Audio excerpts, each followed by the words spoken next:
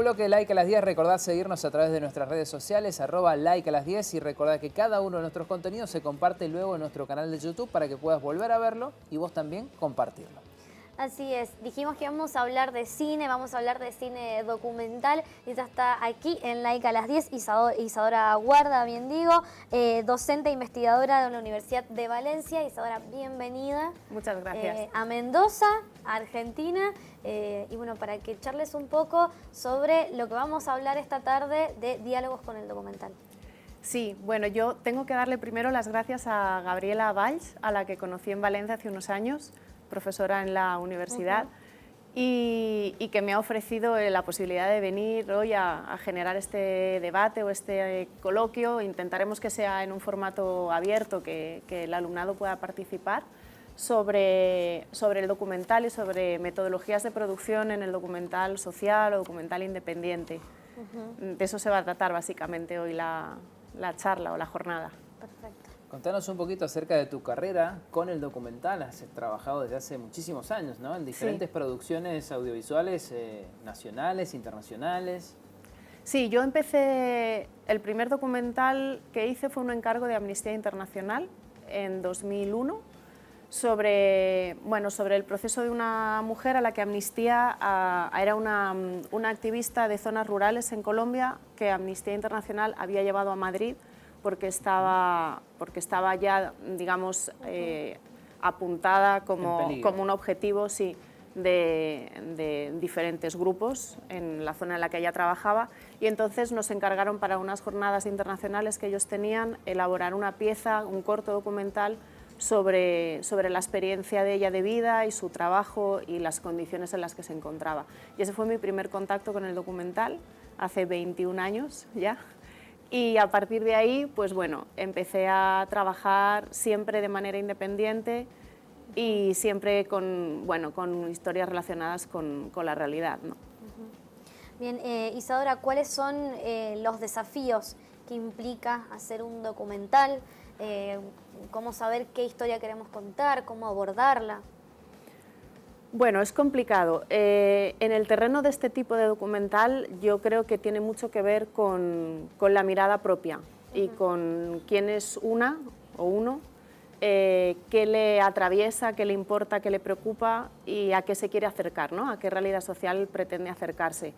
Con lo cual es una mirada muy personal y el proceso siempre suele ser así, es decir, con algún tema, con algún tipo de noticia que salta normalmente en informativos, normalmente suele ser así el proceso, algo que mediáticamente de repente surge, que se trata de una manera muy superficial, normalmente en medios de comunicación, y que no se aborda en profundidad, porque no es el formato tampoco, y ahí es donde entra el terreno del documental, ¿no? donde poder dedicar todo el tiempo necesario a estar y acompañar a esas personas que se encuentran en una situación de conflicto, sea el que sea. Claro. ¿Y cuándo te das cuenta que algo puede llegar a ser un documental? ¿Es una percepción que tiene el documentalista o es un trabajo real de decir, bueno, vamos a analizar las posibilidades, qué puedo hacer con esto, qué se puede llegar a concretar y qué cosas no?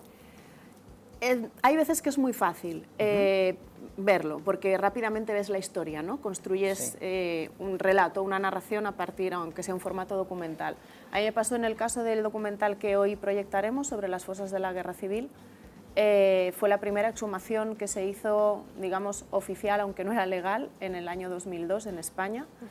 Y rápidamente en el primer contacto ves la construcción posible de esa historia y del relato y eres consciente de que hay una historia, ¿no? Porque es la historia de vida de las personas, porque además hay todo un arco dramático que se construye solo, que es la búsqueda de esos restos, de esos huesos, hasta si se encuentran o no se encuentran, con lo cual, de alguna manera, la propia realidad te va dando las pautas de lo que sería una construcción narrativa, ¿no? Y ahí rápidamente ves que hay una historia y, bueno, pues la acompañas y estás el tiempo que consideras que tienes que estar.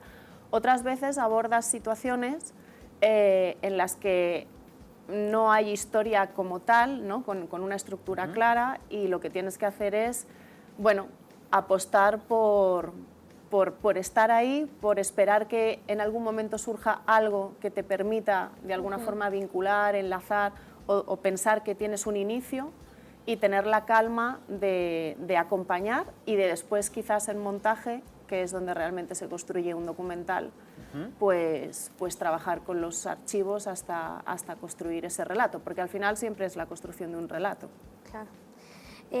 Isadora, respecto a eso que dijiste de los archivos, hay archivos con los que te encontrás y buscás y hay archivos de una manera que los vas construyendo a través de entrevistas, a través de la propia investigación.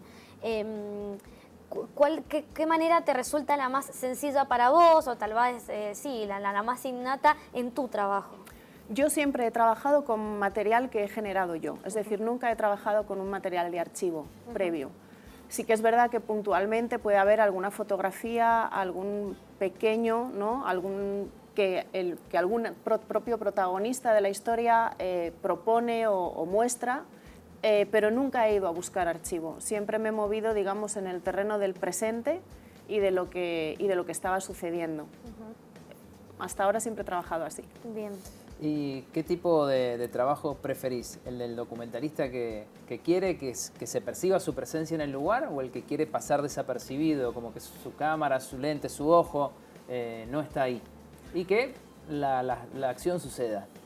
Bueno, yo creo que las dos formas me parecen depende de la historia. Buenas, depende de la historia. Muchas veces, yo siempre he intentado interactuar verbalmente, ¿no? O físicamente lo menos posible con el campo, ¿no? Es decir, con lo que sucedía, con el espacio de trabajo.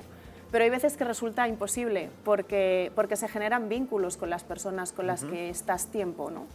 En el documental, por ejemplo, del caso de los trabajadores de Syntel, yo estuve prácticamente un año vinculada a ellos. Entonces era una más de todos ellos y en muchas ocasiones me hablaban y me hablaban a mí mientras yo estaba detrás de cámara. Entonces, bueno, en algunos momentos tenía que contestar o tenía que, ¿no?, hacer algún tipo de interacción con ellos y se me escucha, ¿no?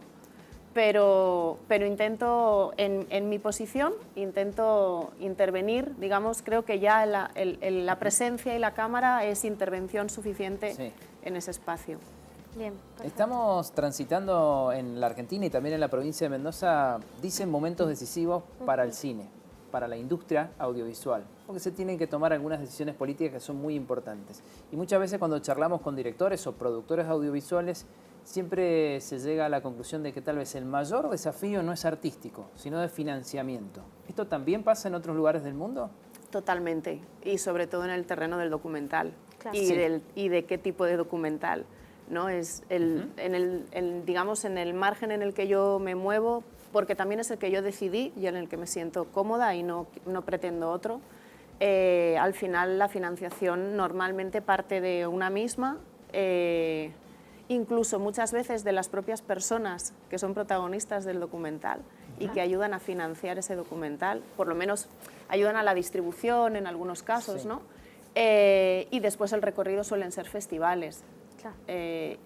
Y poco más, pero bueno, ese poco más es que es muy relativo, ¿no? Es dependiendo del lugar en el que quieras estar y de cómo quieras relacionarte con el cine, ¿no? Porque no deja de ser cine, pero claro, totalmente. Como en los márgenes, por decirlo así. Ahí dijiste algo del tipo de documental y también estamos viendo en distintas plataformas que hay como una especie de auge del documental, pero de otro tipo de documental distinto al que haces vos. ¿Por qué pensás que está este auge del documental en distintas plataformas, tanto en película como en serie? Bueno, porque primero yo creo que hay una razón principal y es de producción.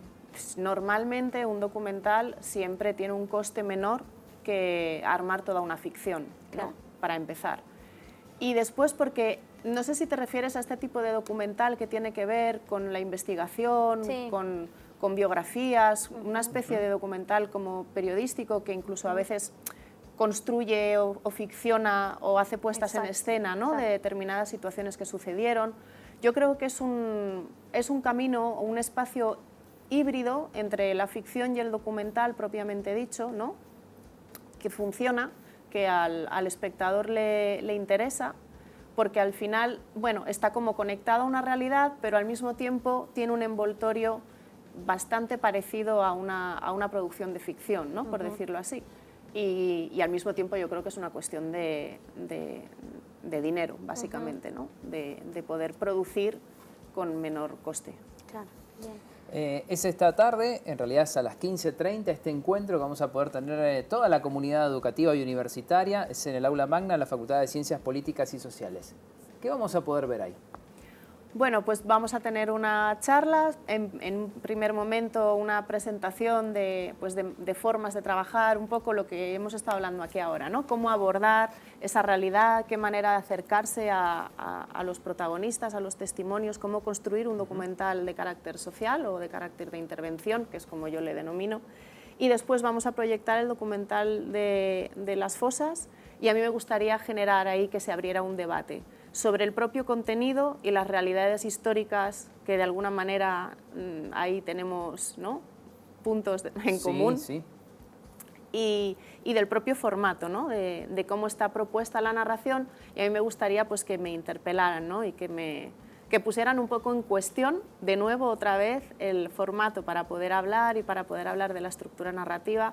Es un documental que tiene 20 años, justo además este julio es el aniversario. Este documental está rodado en julio del año 2002, entonces justamente ahora ha sido el 20 aniversario de estas primeras fosas que se abrieron en España después de, bueno, en este caso en el inicio de la Guerra Civil, ¿no? Son entre el 36 y el 37.